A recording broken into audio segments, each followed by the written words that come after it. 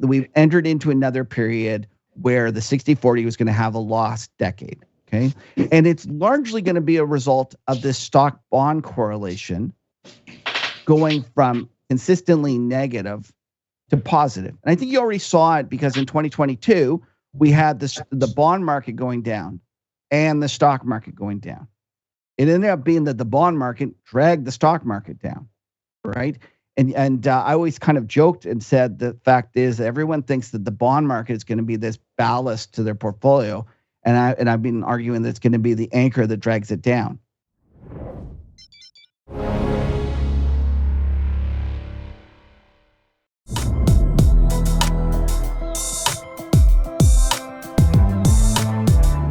Good day, Real Vision viewers. I'm here with my good friend in the markets, Mr. Kevin Muir. You may know him as the MacroTourist on Twitter and in the financial blogosphere. Kevin is one of the most intensely cerebral and intelligent traders that I get to speak with on a regular basis. And today we're going to get to tease out some of his latest ideas and views on the market. Kevin, how you doing today, man? Great, man. It's been too long, Tony, that you and I have been together. I'm looking forward to this. I wish I could be in New York City. It just reminds me back to those, what was it, 2018, 2019, when I came to see you and you took me drinking afterwards in the Village after our interview. Yeah. We had a good run around that day, didn't we? We are well overdue for a repeat, aren't we? Yes, we are. Good, man. Well, we'll get that done in the near future. In the immediate present, though, I want to talk about some of your views. You know, you've had this view that in the coming years, inflation is going to be volatile and probably higher than previous decades. You've written about how resurging inflation is threatening a long-standing negative correlation between stocks and bonds, and how a change in this relationship can have profound effects on portfolio construction. So I've got a couple of questions that I'm going to rattle off to you, Kev. So we'll go one by one down the line, right?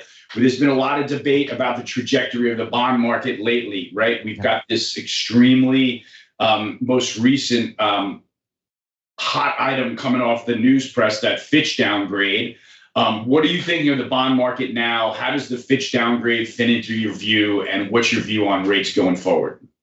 Well, I think the Fitch downgrade is basically a non-event. And let me just walk you through why I think that.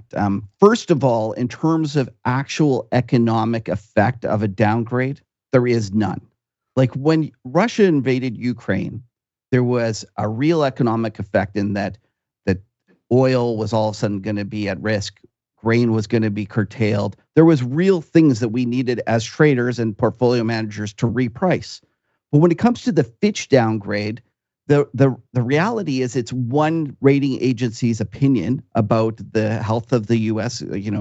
Debt market, and if everyone just ignored it, it wouldn't matter. So that's the first thing. What scared me was that back in 2011, when S&P downgraded the U.S. debt market, it went from AAA to AA plus or whatever it was. And at that point, it was only one of the three top agencies that had actually downgraded the U.S. government. So it didn't matter because most financial kind of mandates and everything of that stipulates that you need AAA says that it's the majority of those top three. So in essence, it wasn't a true downgrade back then. So what scared me a little bit was when Fitch did it, it actually made it so the majority was a downgrade. So this one had the potential to be an actual downgrade of the U.S. government. What worried me was anywhere that it called for AAA collateral and stuff, and I thought about that. But digging into it, I realized in 2011, when a lot of the kind of financial institutions saw the writing on the wall that eventually the U.S. government debt could be downgraded, they changed those mandates. And so the reality is that most of those kind of old rules about you have to hold AAA securities have been replaced by language that you need to own sovereigns or something like that. So in terms of the downgrade, complete nothing burger, doesn't matter. The reality is that the U.S. government is still a AAA. Yeah, sure, they do all sorts of crazy things in terms of threatening to shoot themselves with this debt standoff, but we all know at the end of the day, they're going to pay it. And if you're sitting there and you're a family office or you're a big sovereign and you need to park a couple $100 million, there's only one real market, and that's the U.S. government. Like I was laughing, I was saying like the Canada and is it Belgium or Luxembourg? I can't remember which country is a AAA. And I'm like, there's no way that those two countries, and even me as a Canadian, I'm saying this, there's no way that we're AAA and you guys aren't. And so it's kind of a non-event from there. In terms of the sentiment, I do think that there's been a dramatic shift in the last, I'd say, couple weeks.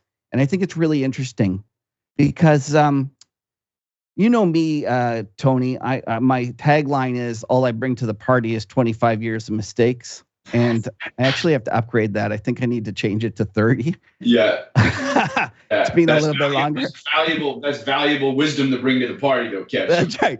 So I've gotten a lot of calls wrong over the years, but one of them that I've gotten right is this kind of persistent belief that the damage from the bond market could be more than anyone expects. And back in January 2022, I wrote a Bloomberg opinion piece, and it was titled, "The Bond Market Refuses to Accept Economic Reality." And the reason I bring it up is because at that time, the bond market was pricing in a terminal rate of 185, meaning that that's where they thought the Federal Reserve was going to stop hiking, and that would be the top rate that they raised to. And in my piece, I flat out wrote, the bond market is wrong. Well, you should have seen the pushback, Tony. Like it was shocking to me.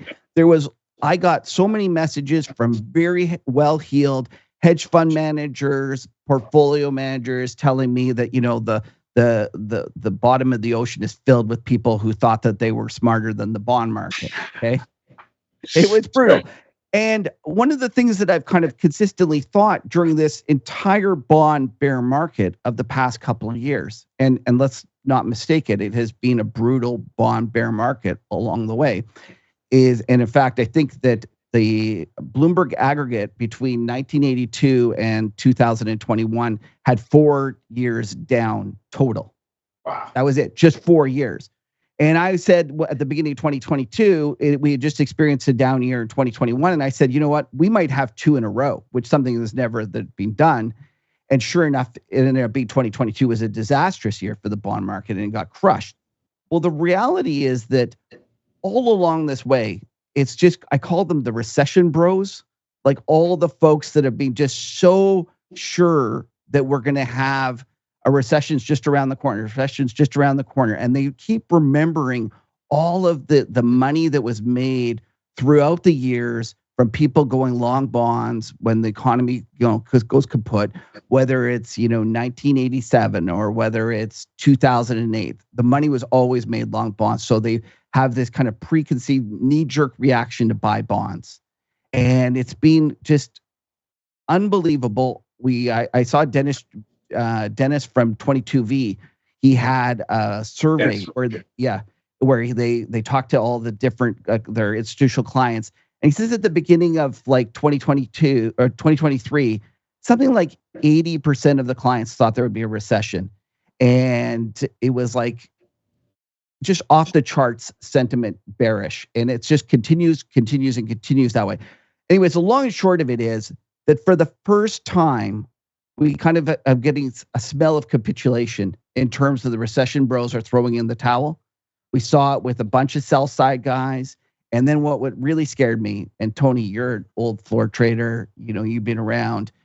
I saw Bill Ackman talk about being short the 30-year in size. His tweet, right? Yeah, his tweet. He said it in size. Yeah. I'm short the 30-year in size. And so one of the things that scares me is when I see a trader bragging about being short anything in size, I just want to run. And so when they have the same position as me, I'm like a little even more scared. Yeah. And I am still a huge bond bear, and we can talk about that.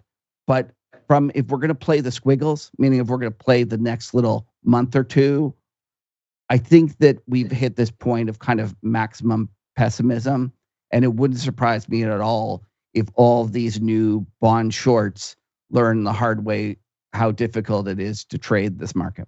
Hey everyone, Rails Venture Crypto, it's really my flagship show. It's where I interview the best guests in the world, people you never get on another show. I think it's the best show in macro, crypto, and Web3 combined. In fact, that's what it does. It covers everything. But really, it's all about the revolution in Web3 and crypto. And I'd love it if you got it every week in your inbox. All you have to do is just click on the link below, pop in your email address, and you'll get notified every time it comes out. And you don't miss anything as you take my journey into the exciting new world of crypto and Web3. Thanks. Well, you can almost see how it could have played out that way positioning wise, though, Kev, right? I mean, I was with you in kind of spectating, watching the recession bros, all calling for the recession, all certain that, GDP was slowing down, employment, all of the factors. And that necessarily was going to mean that the stock market had to tumble over, right, which is really a correlation that I don't quite understand. But you could easily see them having been long bonds for that, giving up with another GDP print, totally giving up with a Fitch downgrade and flipping the short. So I agree that sentiment is probably a little bit weighted on the negative side in bond market now. But can I just expand on that a little bit? Because I think a lot of people talk about this COT, like the commitment of traders, and they highlight this idea that the bond number of bond shorts out there has never been higher. And that kind of flies in the face of what I just said in terms of everybody being long. And I just want to explain to folks that you need to be very careful when you look at that commitment of traders, because if you go and just kind of put in hedge funds and you go, hedge funds are short bond futures and therefore they're going to have to buy them back. What they need to remember is that a lot of hedge funds, or not a lot, but in terms of those positions, a lot of that positioning is actually something called the basis trade. And the basis trade is something where they buy the underlying bond and short the future. Mm-hmm. And the reason that they do this trade is because the short on the Treasury note futures is actually can choose which bond they want to deliver into the contract. And because there is changes in the what's known as the cheapest to deliver, there's actually an option there. And so what's happened is, as all of these asset managers and everyone is being so bullish bonds, they've been loading up on futures, meaning that they're like the PIMCOs of the world and the real clients. They've been rushing out buying all these futures, and hedge funds have stepped in there because the basis trade is extremely attractive. And that's what's going on there. So be really careful when you're looking at the commitment of traders report when it comes to bonds. It might not mean what everyone thinks it means. Now, having said that, just a little caveat, when it comes to the other types of hedge funds, which are, trend followers, the CTAs, there is no doubt that that crew is absolutely short every, fixed income under the sky. And just a little heads up, if you want to follow what they are doing as a group, one of the things that I think is most kind of instructive is go have a look at the DBMF, Donald Bob Mary Frank ETF. It's run by a fellow named Andy Beer.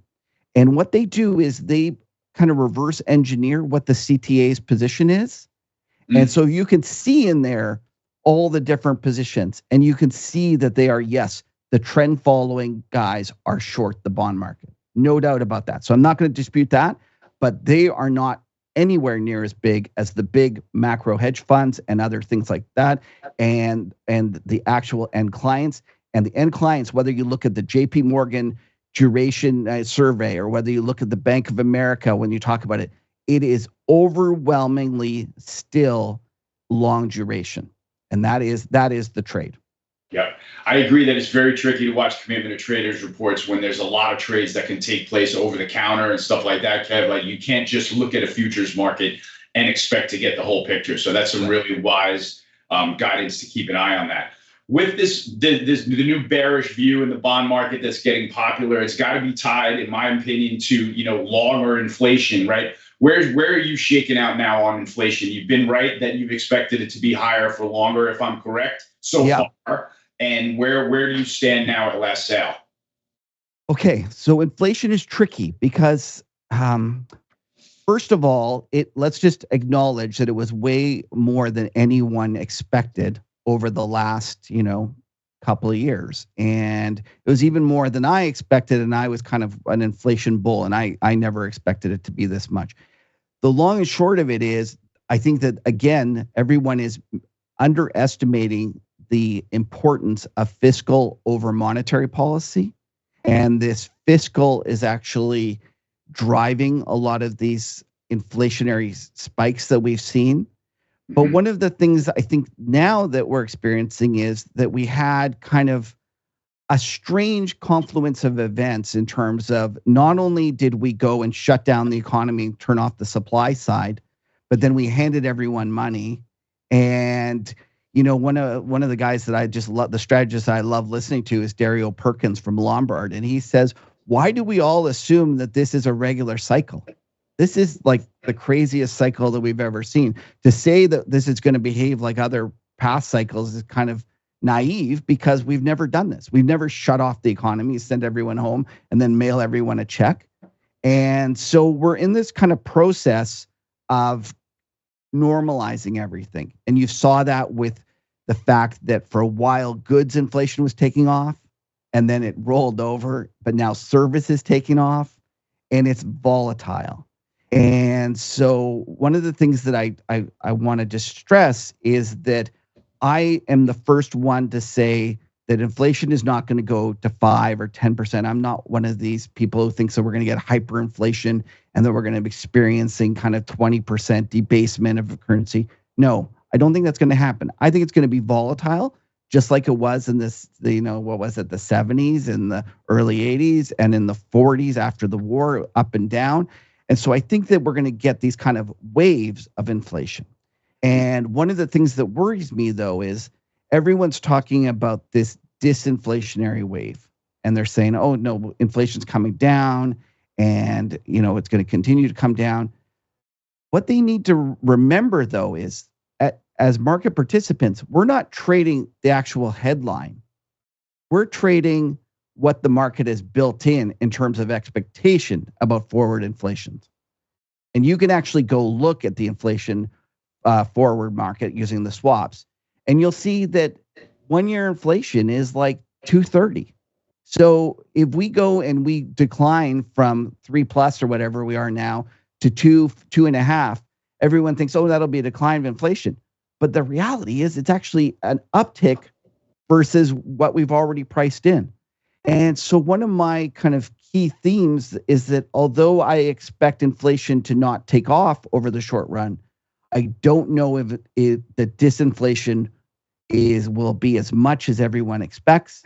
It's largely in the market, and kind of going forward, I still think that the surprises from here will be to the upside. Very interesting. Well, the Fed is going to continue to, try to pour some water on that fire with hiking interest rates. You wrote a piece recently called "Interest Rate Hikes Can Be Stimulative," that I had to read with an abacus and a yellow pen and all kinds of guidance to help me get through that.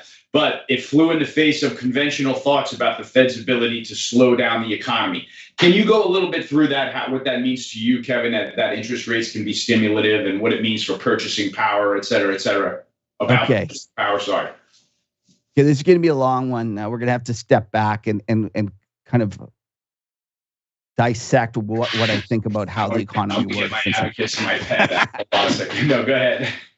So one of the kind of mistakes not mistakes. Well, yeah, I guess it is a mistake. One of the mistakes that I think a lot of current market participants are making is that over the past 40 years, basically ever since Volcker crushed the back of inflation by taking rates higher, we have solely used monetary policy to affect the economy. Meaning that as he raised rates, he crushed the economy, and the economy came down.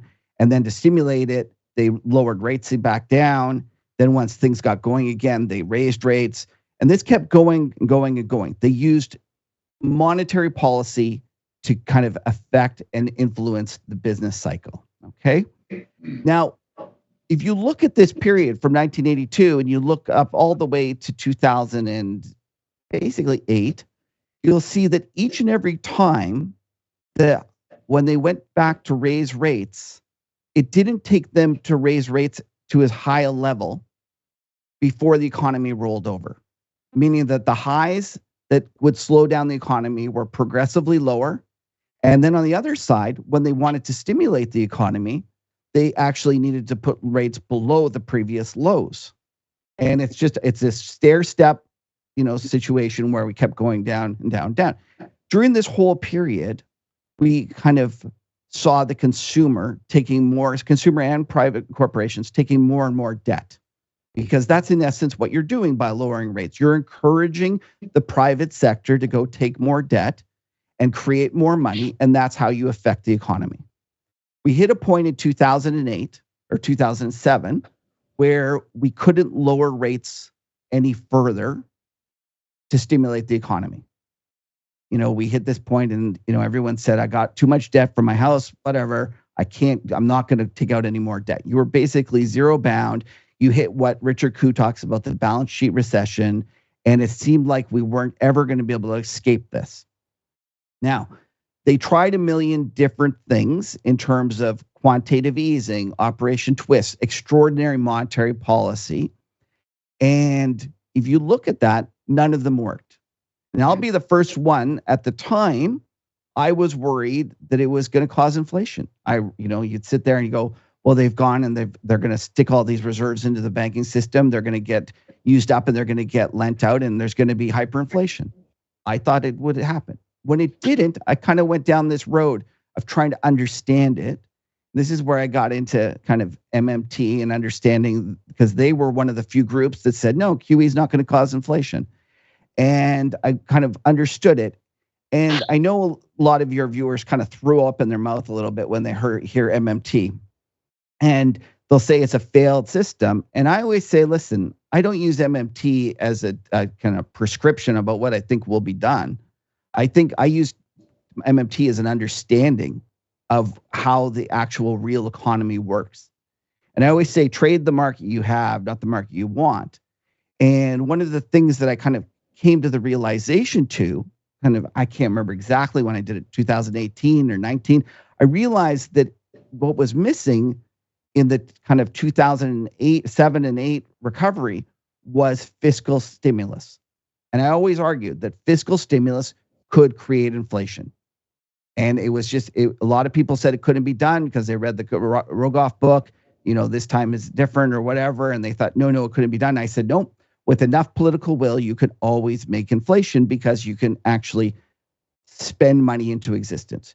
And so this is the important thing to understand, is that from 1982 to 2020, they relied solely on monetary policy influencing the private sector money creation channel. That was the only way they tried to do it. There was very little fiscal. There was a tiny little bit in 2008, and then it actually turned into negative fiscal when the sequestration happened. So the long and short of it is, it wasn't until COVID happened that we started to use fiscal stimulus as a way to affect the economy. Now, once we started using it, we used it big time. And that's one of the scary things. And I'm the first one to admit that I've always, people said, well, the problem about MMT is that once you start it, it's going to be tough to stop it. I've never disagreed about that. I've always been on that path that, unfortunately, once they understand that they can go and affect the economy and create that kind of stimulus, they're going to use it. And that's why ultimately I am an inflation bull. Okay. So now we got to think, Tony, I've already forgotten your original question. Sorry. Yeah, no, we're going back to that, explaining why interest rates can be hikes. Oh, that's right. Okay. Interest rate hikes can be stimulative. Okay. So now let's step back. We understand that there's two taps that can create kind of economic growth. And you can say it's not real growth when the government spends money into existence. It is. And you might say it's unsustainable. That's a debate for another day. But we can all agree that we look at 2021 and 2022, and we can say, no doubt, the government actually affected it and created GDP growth. Whether it was real or not, it doesn't matter. It was on a nominal basis, they affected it. So one of the things is that in 2020, we had a kind of a combination of factors where it was so cheap to borrow money that everyone that could refied their house. Every corporation that could, refied all their, went and locked in their funding. So everyone did this. So to some extent, you could argue that the Fed needed to raise rates higher because the sensitivity to interest rates was less. And I do agree with that. There's no doubt about it that aspect of it is correct. So that's part of the reason that the Fed, instead of having to raise rates to 2% like in 2018, had to raise rates to 5.25% before they actually slowed the economy. But here's the little tricky part that I think not enough people are giving enough credit to. The government's deficit is the private sector's credit. Right? So if we could probably agree that if when the government went out and gave everyone money and increased their deficit and put $2,000 or whatever it was in everyone's jeans, that it was positive for the economy. Okay? It's no different in terms of when they think about their deficit being created by interest rates going up. Meaning that if all of a sudden interest rates go from 1% to 5%, all of a sudden the government, instead of paying out X dollars, is paying out 2X dollars or 3X dollars. And you say, well, that money is now going into actual people's hands. And so, yes, it's different people getting it, no doubt about it. But on the whole, the government is a debtor and the private sector is a creditor. So they are pushing more money into the economy. The only way that this wouldn't be stimulative is, okay, now people are going to push back and say, no, but wait, you raised rates, people are going to be less likely to go take out loans. And yes, you're absolutely correct. So it's a matter of weighing, is the private sector credit creation kind of, is that declining more than the government credit creation from more deficits? And in the past, we've never created these deficits. They're absolutely huge. And not only that, the consumer was more sensitive to rates. So a combination of things that actually what's happening, I think, is that we're having the Fed raising rates. It's not really affecting the economy the way they think because private sector is locked in a lot of it. Consumer isn't moving. They're not sensitive to it. And not only that, the higher rates are sticking more money in actually the private sector's jeans. So it's ironically, what really needs to be done if you wanted to slow down the economy is fiscal stimulus needs to be withdrawn, right? Like if we think it through, in 2009 to 2020, the problem was there wasn't enough fiscal stimulus, and that's why the economy was so, lethargic. And yet now we have a situation where the economy is flying. And so, by the way, from 2008 to 2020, they kept trying to lower interest rates and push money through that way. It didn't work. Right. It was actually one of the crappiest recoveries we've ever had. And then all of a sudden we do all this fiscal, and yet instead of all saying, okay, now we should be pulling back on the fiscal because the economy's flying, they're doing the opposite. They're once again trying to fix it with interest rates. And monetary policy doesn't work the way we think, especially in a situation where everyone's already locked it in, and there's kind of the Fed is in a really tough spot because the Fed's tools are not appropriate for the job. Man, there's some intense read-throughs, and I had some eureka moments. I hope some of the listeners did during that explanation, Kev. I can't thank you enough for that. That takes me sort of along to some of the other stuff that I've been reading that you've been putting a lot of work. I've learned more about the 60-40 portfolio from you than from anybody in the world, and even how to think about it, how to look at it, what to think about it. In one of your posts you recently wrote now, and this is how inflation can affect that portfolio, this change in stock-bond correlation is being underappreciated. Many folks are swimming along a return to the 2009 to 2020 period. We're not going back. Therefore, it's vital we spend time understanding how the 60-40 portfolio and the bond correlation behaved under different regimes in the past to better help us forecast how it might behave in the future. unpack that statement for me a little bit. Tell me what you think about how the 60-40 portfolio is going to be affected going forward and what we should think about it. Okay, so I think that this is the biggest challenge facing investors in the coming years and decades. If you kind of go back and think about most portfolio construction, it's usually kind of augmented by the fact that we've had this negative correlation between bonds and stocks. So what does that mean? That means that when the stock market got into trouble in the past, the negative correlation meant that your bond portion did better. And so we had this kind of natural kind of offset dampening of volatility by putting these two assets together. And there's, folks like Ray Dalio made himself the richest hedge fund manager in history by taking advantage of that and making what is called risk parity, realizing that he could, lever up a bond portfolio, make it the same volatility as a stock portfolio, and put the two together. And, Bob's your uncle, you're off to have a great return. And I look at that and go, this was during a period when we had this kind of sustained disinflation, that 1982 all the way to 2020 period. And one of the things that worries me is that if we do get a kind of sustained change in the bond stock correlation, a lot of the portfolio construction will be hampered by it. And people haven't thought through how to go about changing it. They're all assuming, again, like this goes back to my idea that everyone's long the bond market. They're long the bond market because it's worked in the past.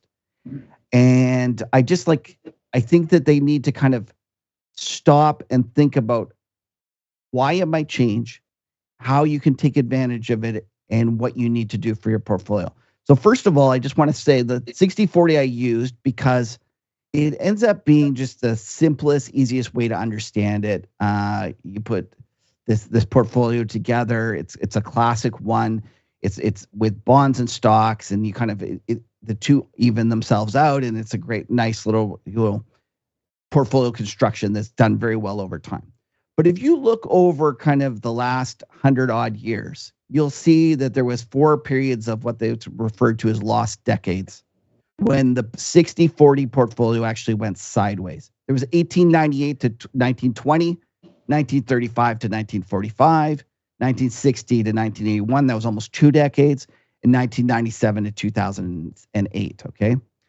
And what you need to remember is you need to look at these in real return fashions, meaning after inflation. And over those periods, the actual portfolios didn't make anything. And they just barely kept up with inflation. And so you did not earn anything. And I suspect that we have already entered into another one.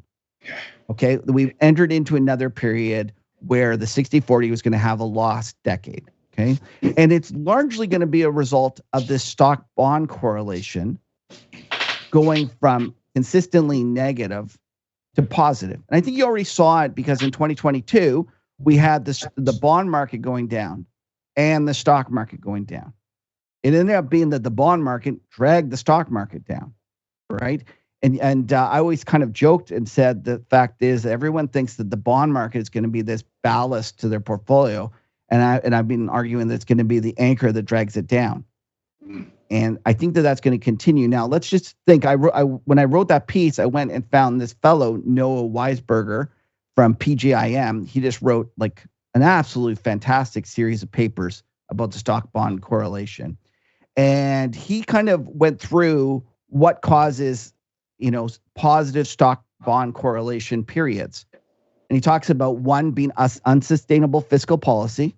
Well, I think we're on that. The knock-on effects, which lead to less independence of central banks. Although so far I would argue that the Federal Reserve has been remarkably independent. I don't know how long that's going to keep. And then the third one is supply shifts impacting the economy. And so I kind of think about these things and I think about inflation and why we're going to have sustained inflation, I look at the fact that we have deglobalization, we have the money that's needed for the green energy transition, and then I have this, what I believe is a change in attitude in terms of the people willing to spend money, the willingness to do fiscal policy. And this goes back again to my argument. Don't trade the market you want. Don't trade the economy you want. Trade the one you have. And one of the things, I'm a big fan of Marco Papich from Clock Tower's work. And one of the things he has in his book, Geopolitical Alpha, he says, the median voter is the price maker. The politicians are the price takers. And one of the things that a lot of folks are missing is that the change in attitude about fiscal spending has changed. The attitude about fiscal spending has changed. No longer do we have Tea Party. Like let's even just take this last budget debate. The reality is that what did the GOP get?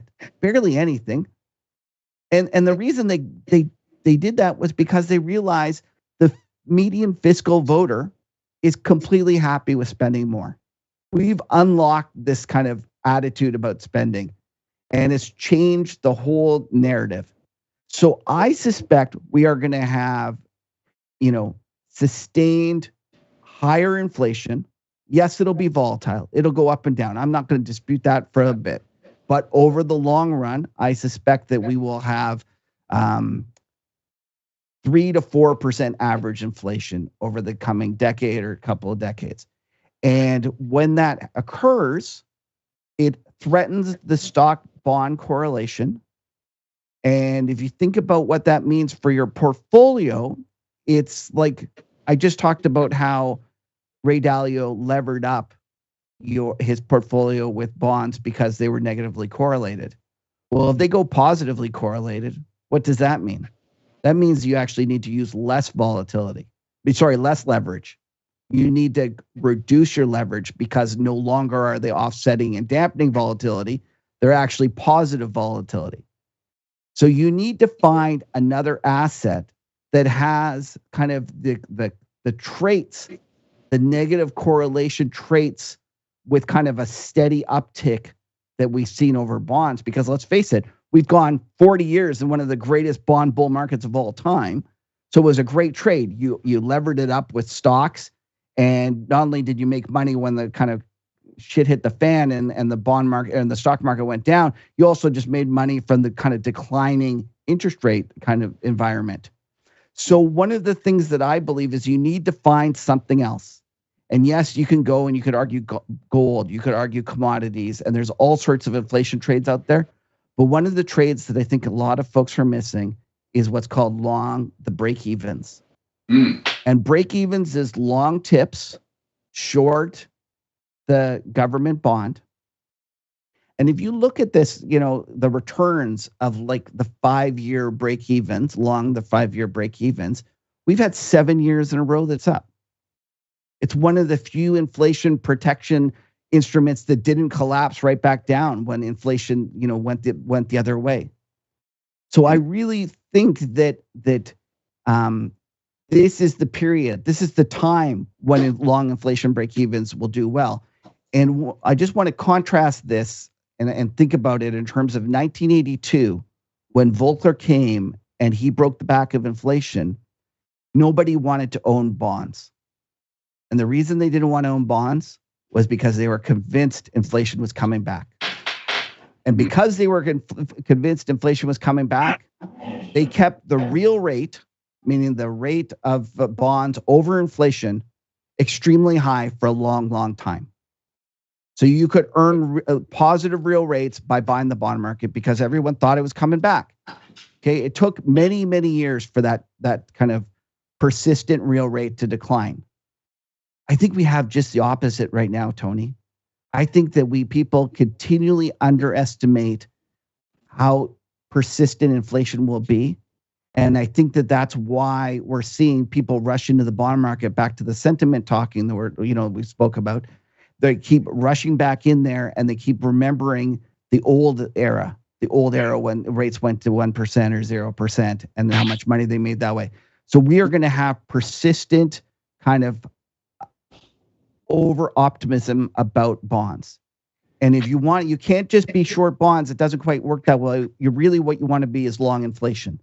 And that's why I think long inflation break-evens is a much better addition to your portfolio in a period of positive stock bond correlation than anything else. Man, that's just okay. What's the adjustment that you make, right? I could see where you make a case that, the bond portion of the 60-40 portfolio is going to face some headwinds, with a higher inflation for longer. How do you adjust that portfolio? Do you go 60-20 and then 20 in break evens, or 20 in gold, or 20, or do you adjust it down that way, or do you adjust the stock portion a little bit as well? How do you adjust it? Well, if you look at Noah's work, first of all, the efficient frontier actually changes because of the positive correlation. So you need to reduce your volatility just in general, or your leverage just in general. So because the volatility has gone up of the portfolio. Yeah. And so one of the things that I think that people need to realize is that portfolio returns will become more volatile. That's the first thing. So you need to do that. So yes, you can add gold and different things like that to try to find other kind of dampening effects and that'll help you. But at the end of the day, each individual needs to change it based upon what they see fit. I personally wouldn't own any bonds. Like I think that that bonds in the coming years and decades in real return kind of aspect will lose you money. I think that they're going to continue to bleed. And yeah, I'm not talking about a trade, and I get it. We could have a situation where something bad happens in the stock market, and next thing you know, the 10-year has gone from 4.10 to 3%, and everyone's like all excited about it. But let me ask you this. If we got into a real problem with the stock market or with the economy, what's going to happen? What is the Fed going to do? Fed's going to stimulate again. And we're going to be right back at it. And not only is the Fed going to stimulate again, I suspect that the government will spend again. And so when I think about what inflation is going to average over the coming years, it's not going to be, it's going to be ugly. Like I think it has a real good chance of being 4+, like over, a long period of time. So when you're buying bonds, like at 4%, a 10-year, I think kind of the best you do is break even on real terms. Yeah. Like it doesn't mean you should go out there and short them with both, with both fists, but it just means that I think people are overly confident that bonds are going to be a great investment, and they could be a great trade, and I just want to differentiate that there's a big difference between making a trade that you're going to go and buy for the next month or two versus making an investment. If you're constructing a portfolio, I think you need to think long and hard about your bond portion. And I think that's just started, Tony. Like, I think it's just at the, everyone's still long. Everyone's still expecting it. This is going to be something that happens for years and years and years. Like, everyone's freaking out about 4% 10 years. Go look at the charts. Like, it's like, like you see nothing yet, right? Like, that's how Like we're stuck, that recency bias is so prevalent because everyone's remembering 2008 to 2020, but that's the anomaly. That's the part that's kind of unusual. Great point. And like you and I both remember times when the 10-year was 6%. Hell yeah. Yeah. And that's why, your brain just gets adjusted to looking at the prices that are on the screen for so long that, it's that mean reversion mentality. But we're getting some good questions regarding what we're discussing now, Kev, from some of our viewers. So before I go into some of the other topics, let me hit some of these questions. We got a question from Michael that I may have already asked and you may have already answered, which was adding gold and commodities to offset equities and bonds in that portfolio. And you already went over, go ahead and tamper around and find your own replacement that can dampen that volatility and maybe improve on your correlation. And just to be clear, if you go look at like Ray Dalio, Bridgewater, the traditional all-weather fund, like the risk parity, they definitely have a commodity, and I shouldn't speak about them in specifically. The risk parity, a lot of risk parity funds have an element of commodity / gold that they put in there. Exactly. I want to ask you another question we just got from Assad. So, how do you withdraw fiscal stimulus today, and what fiscal stimulus still exists? If inflation is supply side driven, why would the interest rate or fiscal side even matter? Well, so that's where. Okay, so I got mad at like the MMT folks, even though I'm sympathetic and I like their framework for understanding how the economy works. Some of their analysis after the fact seems really kind of foolish to me. And they were busy saying inflation was wholly supply side. And I was like, that's bullshit. Like, like it was, you stuck $2,000 in everyone's pocket or whatever the number was. You created it on the demand side. And like, think about what would have happened had they done none. You just sent everyone home. It would have been a depression. So we have to agree that there was at least an element of it was kind of demand side driven. There's no doubt though that the supply side made it worse, because the reality is we couldn't buy anything. But at the end of the day, it was actually a victory for MMT folks, because people thought that we couldn't save the economy. They thought that they couldn't actually affect these things, that it would end in a disaster. And it ended up being, let's face it, way less onerous than what all of the kind of doomsdayers said in 2020. Like, think back to March 2020. People thought the world was ending. Like, they thought there's no way this is going to occur. Like, we're done. Like, the economy is going to collapse. 1929, like dogs and cats living together, the whole 9 yards. Like, it was just, and yet it was the opposite. But what pissed me off about the MMTers is, instead of saying, yeah, it worked, but we did a little too much, they started arguing, no, it's all supply side. But like, no way. There was definitely, the demand side worked. So the trouble is that it was tough to differentiate the two. And that's what my main point is, that I don't know how much of it was too much stimulus and how much of it was supply side. And I think we're still working that out. And I think that part of the, I mentioned the reasons that I thought that interest rates might be less effective and maybe even stimulative. But another thing that we haven't discussed yet is the fact that when they went and the government did all the stimulus, part of it was they handed everyone checks. But another part of it is they handed states checks. Like, they went and actually did all sorts of spending. And then not only that, it was followed up with this huge, Inflation Reduction Act, which is basically an infrastructure push, right? Again, that is spending. So they are actually doing fiscal again, and again. And so if I was like, it ends up being difficult because a lot of that infrastructure is needed. So I'm not, disputing that part of it. But if I was, trying to slow the economy down tomorrow, I would raise taxes. It works. It worked. That would be way more effective than Powell raising rates. Yeah. Oh, absolutely. But nobody wants to do that. Yeah, that's politically unpalatable, though, right, Kev? Yeah. Well, because your options are raise taxes or pull back on the spending. So, does the spending need to be, like, I would argue that a lot of the infrastructure is actually long overdue. Like, the US had one of the kind of oldest infrastructures when you looked at the average age of everything. It was needed. So I think it's needed. But at the same time, you can't go and argue that in 2019 or 2008 to 2020, we didn't have enough spending, and that's why inflation was low. And now that inflation is high, it's not a result of too much spending. It is a result of too much spending. Great point, man. Great point. And I want to take one more question from a viewer before we switch topics at all. David asks, do you overweight value over growth in your inflationary model? And I'm assuming he's talking about on the equity side. And I think that's a good question. What do you think about that? I think it's a great question. And yes, I do. I do think that that's another way you can play this kind of change in terms of if we do go into a prolonged period of inflation. And the reason is, although it seems counterintuitive, in an era of little growth, what you had is lower and lower interest rates with less and less growth. And so if you think about when you're kind of pricing out the kind of the value of a company.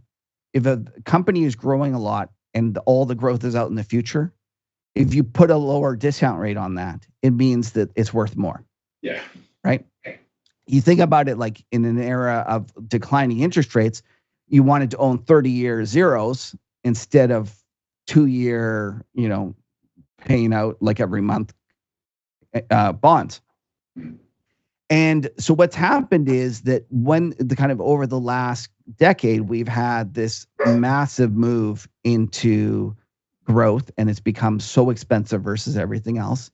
And actually, I thought that when 2022 came and interest rates went up and kind of we accepted it, I thought that was it. I thought we had finally seen a period where value was going to take off again. The growth was never going to get bid again. And this is one of my kind of adding to my list of errors that I've made over the past 30 years. I got this rally in the big cap growth completely wrong. Like I did. I thought I was lucky enough to get really bearish. I got somewhat less bearish at the bottom, but I kept saying, like, don't buy this because this is a bear market rally. And I was wrong. Like I was super bullish on the rest of the stock market, but I was sure wrong on that.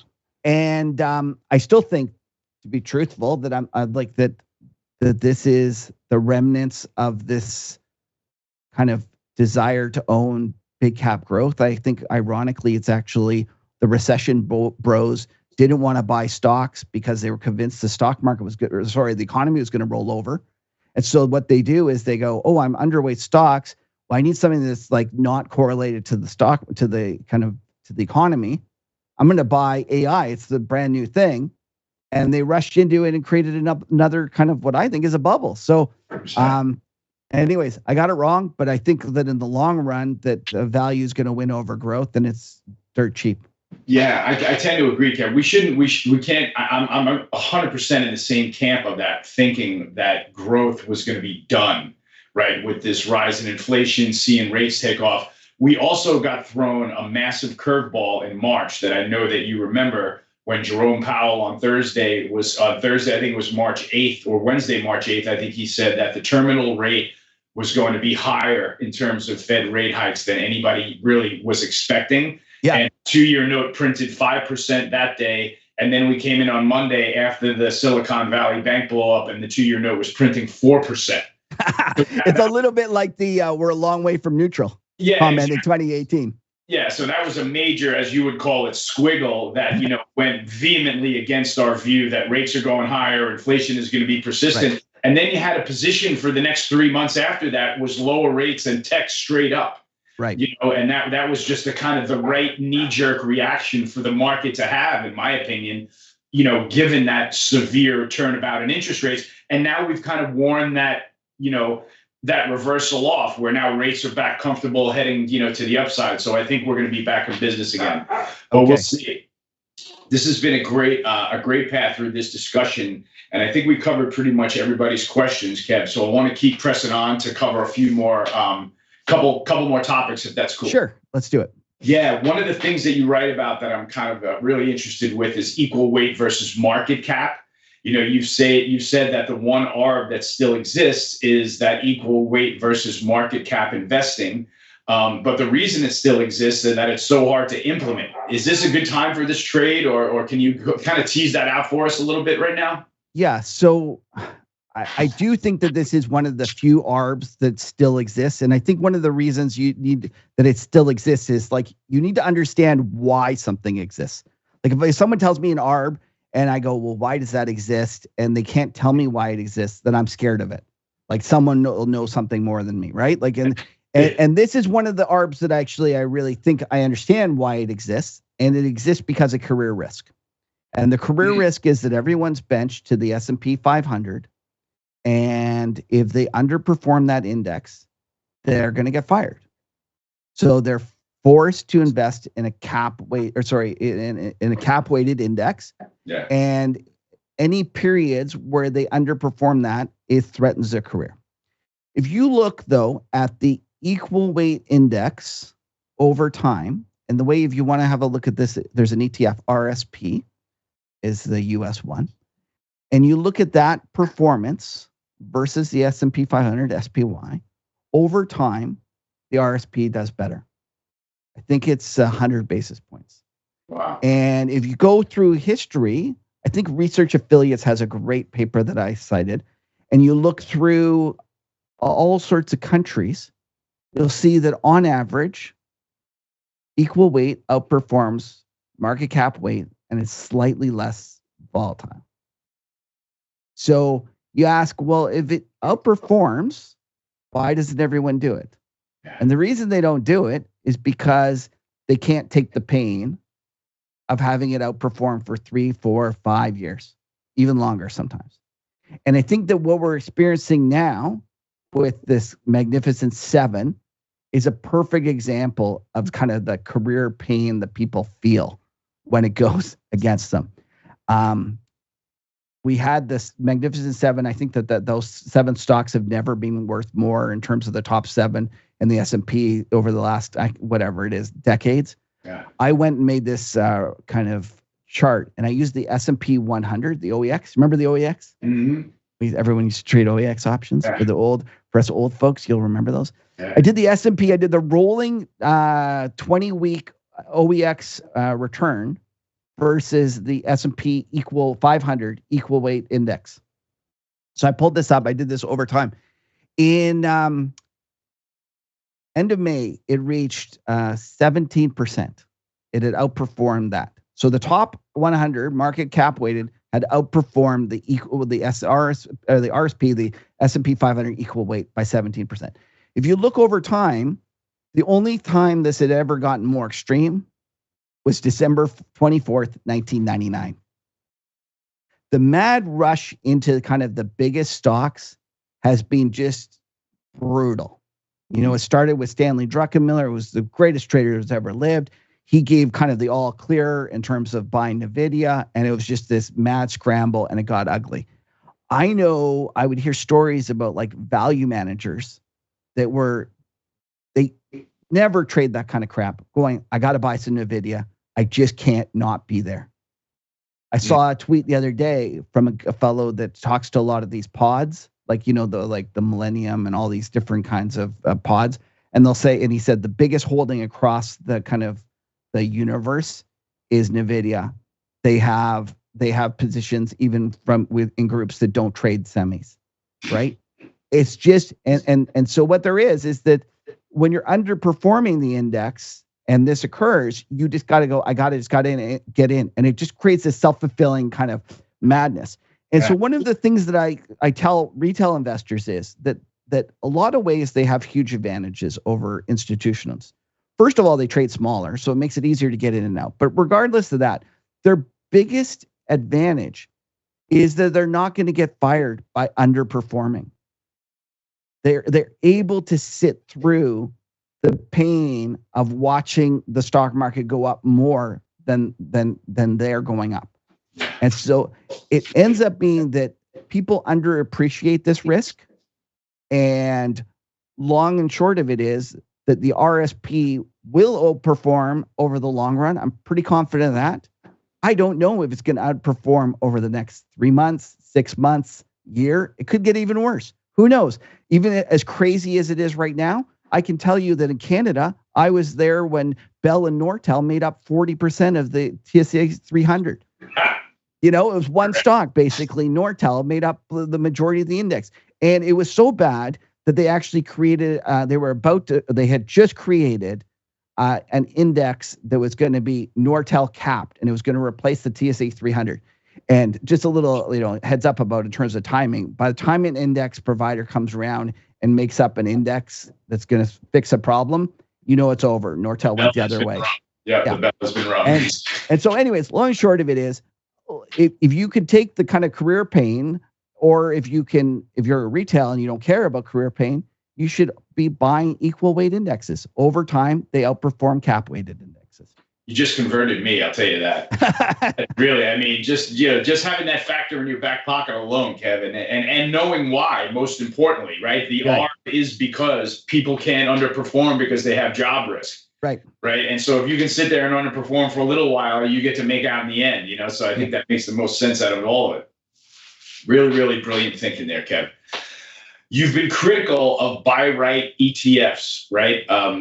Listeners that may not know, a buy right is holding one ETF and selling a 1 month call against it, right? There's actually an ETF out there, TLTW, that is a buy right bond ETF, and yet they continue to expand in assets under management. What do you think investors are missing? Why is this getting so popular? Is this an immediate gratification type of trade that's coming about? Tell us a little bit about the buy right ETF. Well, Tony, it started because one of my broker pals sent me some stuff. It was the end of the month, and they started talking about the effect that the rolling of this option was going to have, and specifically, it was on the Nasdaq. For whatever reason, the Nasdaq seems to be the one that's attracting real big size. Okay, and there's an index there, and it's called where are we here? What's it called? The CBOE Nasdaq 100 Buy Right V2 UCITS Index. Who knows what that means? It's just, but this is the index. It's super popular, as you mentioned. It's basically just buying the Qs, selling a 1 month call, and doing this, right, and rolling it every month. And at first, it seems great. Like you're going to earn a yield. You're going to, like, if the stock market goes up, you get called away, you make the money, and you just keep redoing this over and over and over again. Seems terrific. But when you stop and think about it, we know that buying the underlying and selling a call is the same as selling a put, right?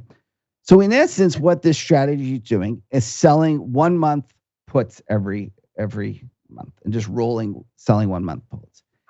And if you thought that 1 month of volatility was kind of expensive, then I would almost argue I could understand why you might do this. Like, there's lots of sophisticated pension funds and people with, long, deep pockets that enter into long, like short volatility programs where they execute it smartly. But this just doesn't seem like one of those cases. Like, you're actually selling a call or a part of the curve that is cheap. And the reason it's cheap is because most people buy out of the money puts and sell calls to fund those puts. So there's what's known as the skew. So if you said to me, you know what, I'm going to do this trade in a disciplined manner and I'm going to sell what I think is expensive skew on an ongoing basis, then I could almost think that this is a good trade. But instead, they're selling what everyone else is selling. And if everybody's selling, then it's going to be cheap, right? And so you're selling what everyone else is selling. And if you think about it, you have limited upside if you're right. And in a situation like 2021 or 2020 or 2008, the thing goes no bid. Next thing you know, you're down 20%. And yes, you've sold the call for 2% or whatever, but very quickly, it just looks like a straight long. Like the call is not helping you, right? So I did some math and I went and looked at this, what does the return look like of this index? And I think it started in September of 2005. And so if I done it right, it looks like the CBOE has returned 5.65% on an annualized basis. And during that period, the NASDAQ total return was 14.72. Now, that's, you might say, but it didn't lose. But here's the kind of interesting part. The CBOE kind of buy rate index, the volatility was 16%. The NASDAQ volatility was 22%. And when you go look at the Sharp of the CBOE index was 0.27. And the NASDAQ was 0.83. So you could have actually just gone and owned half the NASDAQ. So just own half the position of the NASDAQ and actually made more money over this period with less risk with a better Sharp. So I don't get why these things are so popular, Tony. Like because people can't think like you, Kev. People hand you a Rubik's Cube that's all mixed up in a Bloomberg, and you sit there and you twist it around and you hand us back a perfect Rubik's Cube. Not everybody can do that, right? Well, Tony, usually the way I fix a Rubik's Cube is I just take off the stickers. Yeah, exactly. So listen, Kev, we've covered an enormous amount of ground, and I still want to cover at least one or two more topics, but we have to go in a little bit of a speed round type. Okay, let's go. Okay, yeah.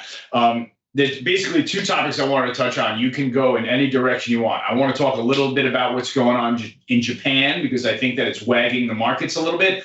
And before we hang up, I need to get your view on gold as a Canadian gold viewer at the very least. So take those in whatever direction you want. We could talk dollar yen at 143, 10-year JGBs yielding 60 basis points, up from 40 basis points, or go in any direction you want. What do you want to do? Yield curve? Okay, let's do Japan. Let's just talk about all of the assets, because I think they're all intertwined.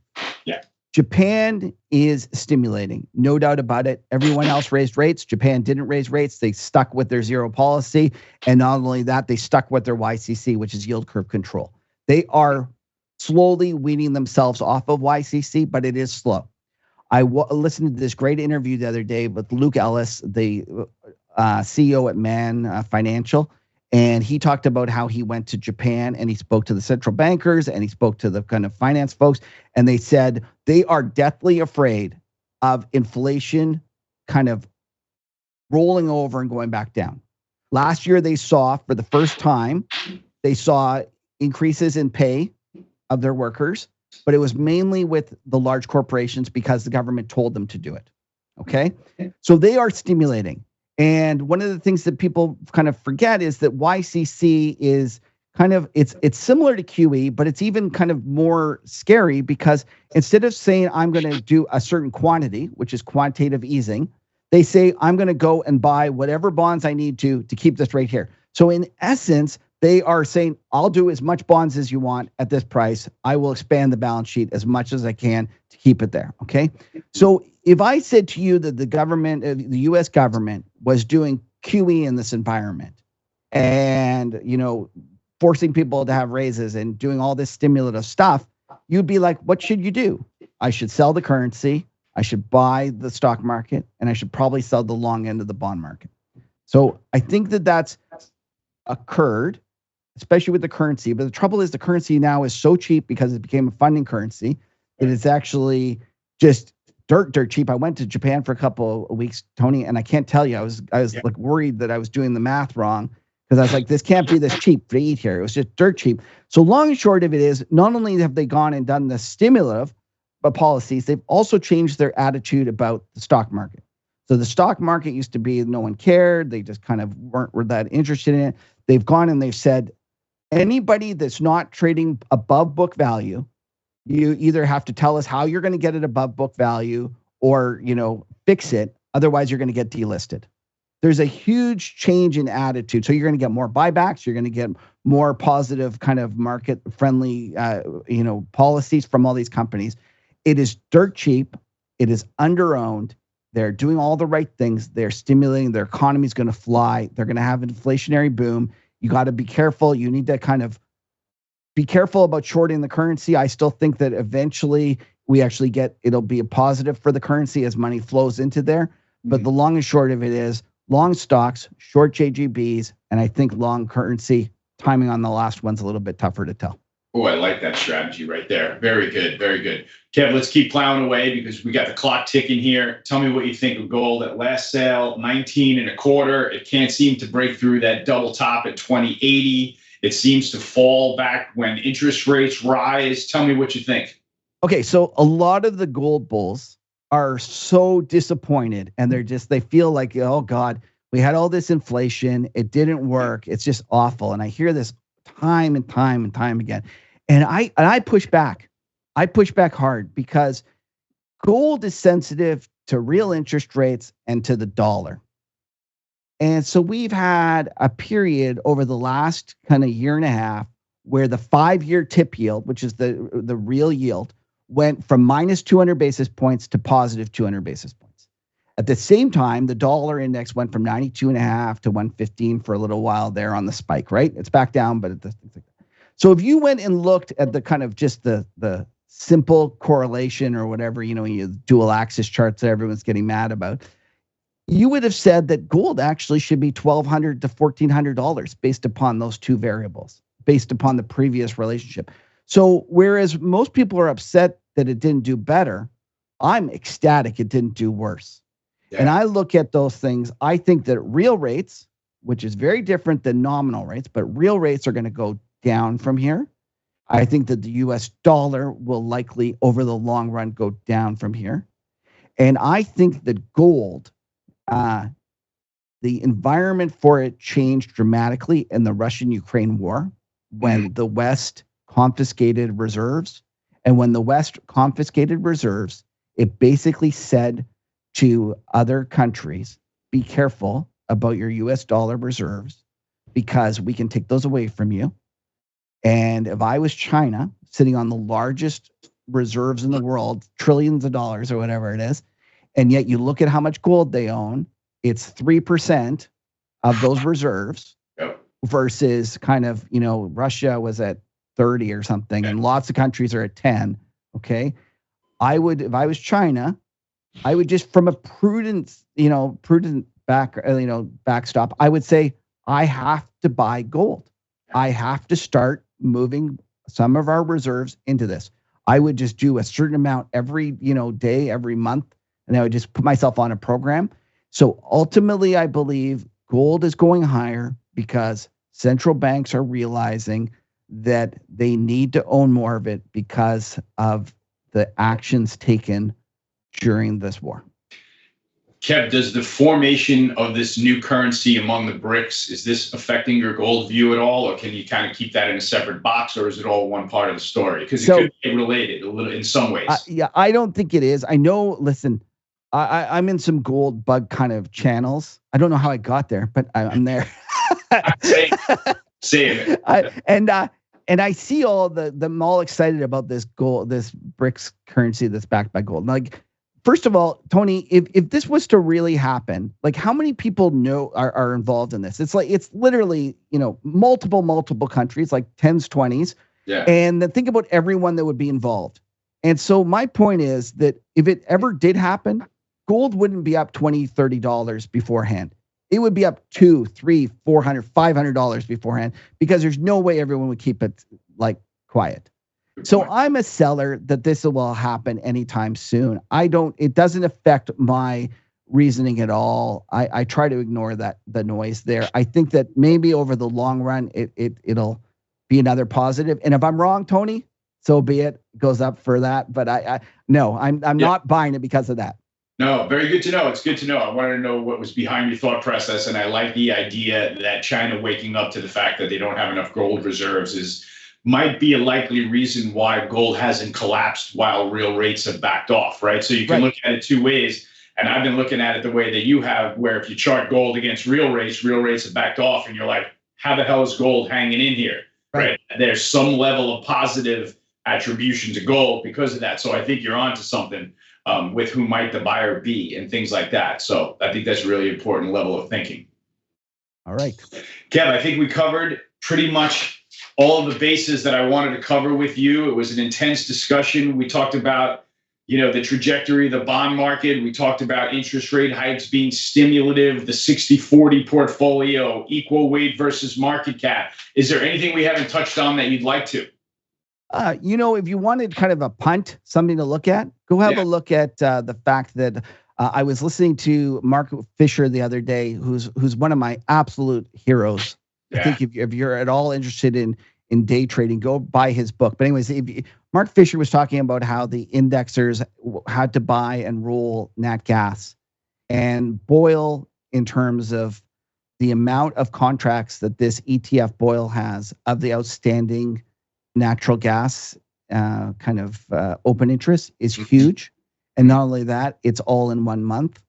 And it just creates an interesting situation where, if, let's just imagine we got a hurricane or something, and that we have 30% of the open interest that needs to roll.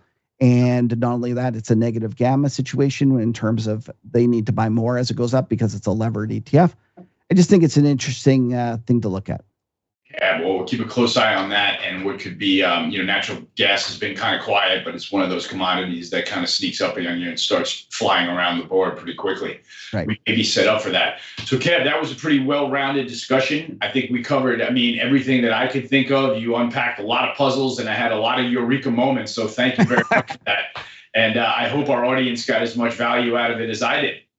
Well, thank you for having me. And if anyone wants to see some of my work, please feel free to give me an email, Kevin@the MacroTourist, and I'm happy to send some stuff along.